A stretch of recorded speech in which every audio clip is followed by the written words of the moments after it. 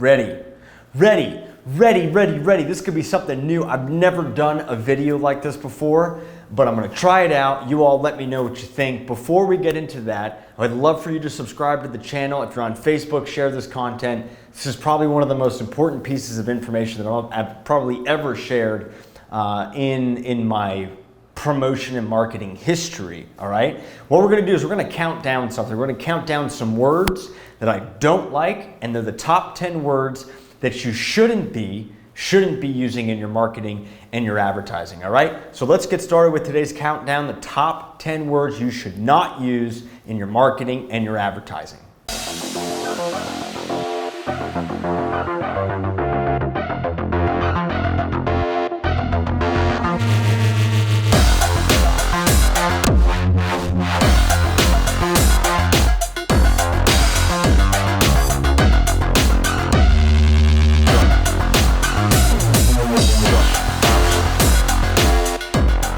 All right, here we go. Number 10, numero 10, is the word niche. I hate that word. It's a weird word. It's a small word. It's a small thinker's word. That's what it is. What niche are you? Where my niche at? I'm a niche. What niche? People ask me, hey Rob, what's your niche? I don't have one. Why? Because when I hear the word niche, I think about I just contracted and I'm limiting my entire ability to expand into the marketplace because I'm niched. Now, I've made a whole video on this before, but it's really about be niche in what you do, but not in who you do it for, okay? I don't want to contract. I don't want to be small. I want to help as many people as I possibly can. I hear people giving advice about this. They're like, pick your niche and go. And I'm like, well, why would I? That doesn't make sense to me. Pick the niche, okay. So I want to stay in one area. What happens if that area falls out? What happens if that industry goes away? My whole business is gone. I lost. Don't niche it. Do it across as many as possibly as you can. Be niche in what you do, but not in who you help. Number 9, numero 9. Fastest growing. Fastest growing, worst combination of words on the planet. Doesn't make any sense whatsoever, really doesn't say anything, and is subjective to you. I am the fastest growing. You're the fastest growing what? In relation to what? The weight, like you're the fastest growing in the relation to the speed of which grass grows or snails cross the lawn? Like what is it? What does that mean? I challenge you that when you think about fastest growing, you support that information with stats, statistics, information, things that you can actually prove that show that you're fastest growing instead of just saying it. Adding it to a website, adding it to something else, adding it to a post is just what I like to call lazy, L-A-Z-Y. It's lazy marketing. Actually, all of these words that I'm about to give you are lazy marketing because it's very top level, it's generic, it's subjective, doesn't make any sense to anyone, and we don't know other than what you're telling us. I know guys that say they're the fastest growing, but that's like what, 10%? Doesn't make any sense to me. Avoid using fastest growing, don't use it. A few moments later. Number 8, excellent customer service. Oh my God, who the hell cares? We have excellent customer service, Rob. Rob, we have the best customer service on the planet. You ever call Chase or your bank and you say, we take pride in serving you and giving you excellent customer service. How long does it take to get to somebody on that phone call? Probably, and you get to the menu where you think you're gonna talk to somebody and they're like, that option's invalid, goodbye, boom, you gotta start all over again. Excellent customer service says nothing, means nothing, is too vague, is subjective, doesn't make any sense, and I have no idea what that means. Like, I know what excellent customer service means, but I might have a different idea of customer service, and you might have a different idea of customer service. So how would I know that you are aligned with my idea of customer service? Because I've seen some big companies that say that they provide excellent customer service, but they don't. They just disappear after the sale, or you pay them, you don't hear from them. That's not customer service, but the slogan says customer service. Show it, prove it, give information so that we know that you actually prove customer service. And that's a side note. Like any of these words, you should never have to say because they're all justifications for something you're probably not doing. Or you're just trying to PR yourself into the minds of other people. We don't want to do that. We want to be as honest and as truthful as possible and back that up with good data, good information, and the truth. Excellent customer service means nothing. One eternity later. Number 7, peace of mind. I'm gonna offer you peace of mind. Let me give you peace of mind, peace of mind, peace of mind, peace, peace, peace, peace, peace, peace. What does that mean? What does that mean? What is it about your product that's gonna make my mind as a business owner feel better about myself? What does that even mean? What does that even mean if you're gonna go buy something? Like, are you guys gonna come in and caress my mind while I'm sleeping at night? Is that what that means? Are you gonna put little pillows around it? Are you gonna make me feel comfortable? Are you gonna make me feel loved? Like, what does that mean, peace of mind? Totally subjective, doesn't say anything, and again is lazy. It sounds really good, as do all of these words. They sound really good, but they don't do it. Have you ever been in a relationship? What if you went on a date and somebody said, hey, I'm gonna give you peace of mind?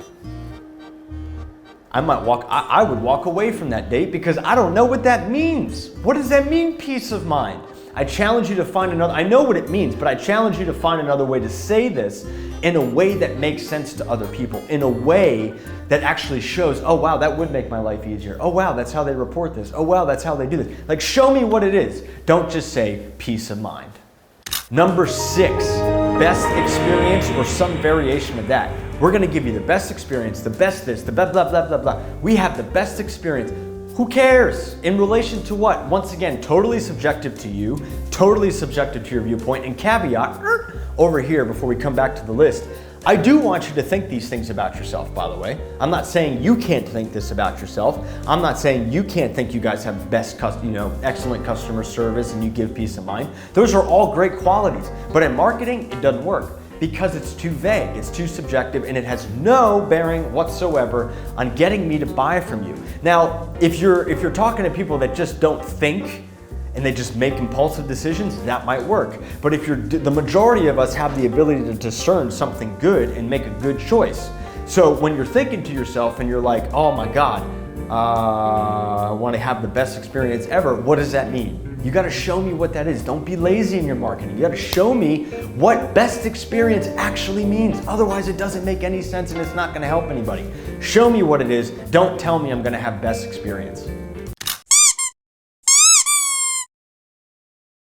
Kobe! Number 5, high performing, highest performing, or any variation of. Highest performing in relation to what? Highest performing to the amount of rain that's falling down right now in this hurricane. Highest performing in the amount of horsepower that my vehicle has. Like, I just bought a car. That car is like, hey, we have the highest performing this in its class. That's not technically true because there's other cars that perform better than it in the same class.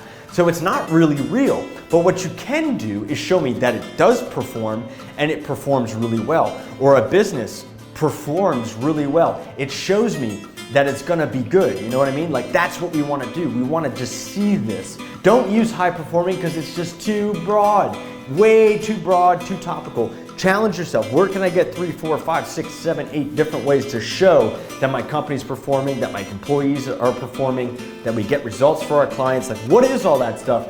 Just avoid saying we are the highest performing in the industry. It doesn't matter. It doesn't help anybody. It doesn't help me. Doesn't help you. Makes no sense.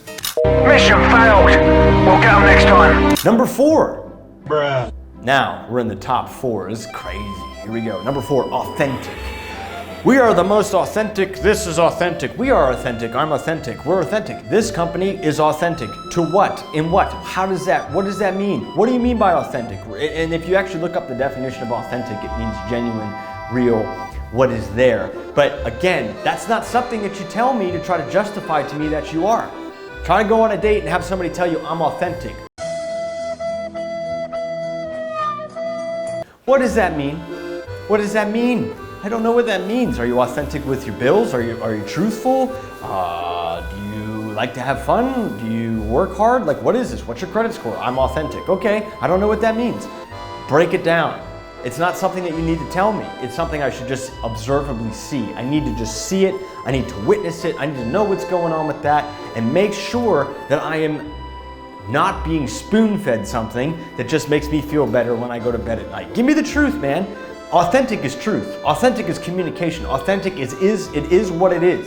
Okay? Don't go out and rent a Lambo and showcase that. Don't lie and say that you're the highest growing, fastest growing thing when you're really not. These are all PR lies. You're PRing yourself into this weird place that now you have to sustain this lie or this image. Don't do it.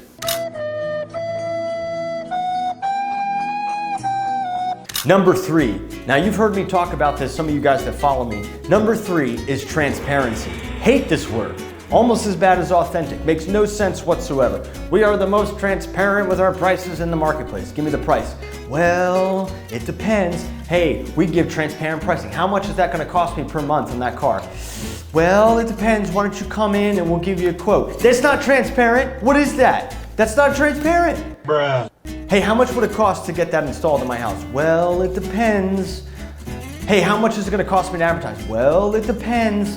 BS, man. That is transparent. You see that? Look at that. How many times has somebody said, we have transparent pricing, or we're transparent with this or that and this? And then you ask them directly about it and they're like, well, I don't know. And you can't get a straight answer out of them. Again, transparency is something that should be observed. It should be seen. I shouldn't just, don't tell me you're transparent. I should just be able to see through it. And even still, it has no place in marketing because it doesn't have any relation to me wanting to buy from you, okay? Now, I've done other videos where I talk about how to expand things out and really break things down and showcase and show the product and make me want it and get the audience involved. Transparency, just don't use the word. It's only a game. Why you have to be mad? Bruh. Okay, we're at number 2. Here we go. Number two. Value. How many times have people said, I'm going to give you value. I want to give you value. Here's my value. Here's my value add. Here's my value. Oh my God, who the hell cares? It's annoying, very annoying, overused, subjective. How do I know that that's valuable? And it doesn't say anything to me. Now again, I challenge you with all of these words that we have gone through so far, try to say and do promotion without using any of these words inside of your marketing. Try it. I guarantee you it's difficult. Value is a really hard one because it's so involved in everything else. How else could you say value? Well, I could list things out specifically. I could show you specifically what you're getting. I can give you pricing and all this information, and I can be quote unquote open with what it is that I have to offer you. I can give information all the time. If you follow me, you know I give information. That's value. But I don't say value. I don't say that word. I try not to say that word. Even I get tripped up sometimes because it's so ingrained in our society. Just leave it alone. Leave it alone. You don't need it. Say it in a different way.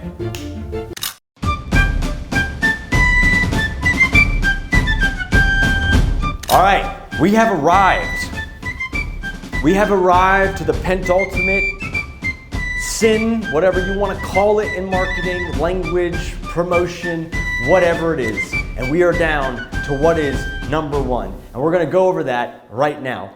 Number one worst word or phrase to use in marketing is number 1. What? Wait a minute. I am the number 1. We are the number 1. They are the number 1. We are the number 1. I am the number 1. This is the number 1 product. This is the number 1 car. This is the number 1 service. This is the number 1. Subjective. BS. Number 1 in relation to who? If you're number 1, there should be nobody else above you that's doing better. Number 1. That just sounds amazing, okay? I am the number 1 entrepreneur on planet Earth.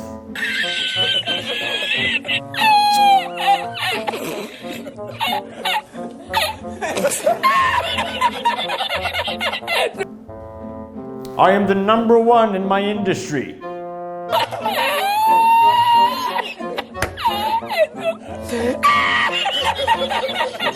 I am the number 1 in automotive. I am the number 1 in advertising. It's a bunch of BS, man. Doesn't make any sense. Says nothing. You know how you be number 1? You act number 1. You just do it. You don't say it. You don't showcase. You don't do anything else other than just be number 1. You don't have to tell me that. Don't try to convince me. Don't try to sell me that you're number 1, because if I'm smart, I'll peer right through it and it won't make any sense to me. Number 1 is number 1. Don't use it. Show me, okay? Just be number 1. Think that to yourself. I'm gonna be number 1, but everybody else is just gonna observe what we're doing, all right? Hope this list helps you out. Don't use it or lose it. That doesn't make any sense. Don't use these words because it's unnecessary. And if you want to use the word as a baseline, use it as a baseline, but define it as it relates to you and your business and your industry, all right? If you like this, tell me what you think in comments. If I had any other words that you think I missed, list them below in comments. I'd be more than happy to do some more content on that. I'll talk to you all soon. Subscribe to the channel. Have a great day, and I'll talk to you soon.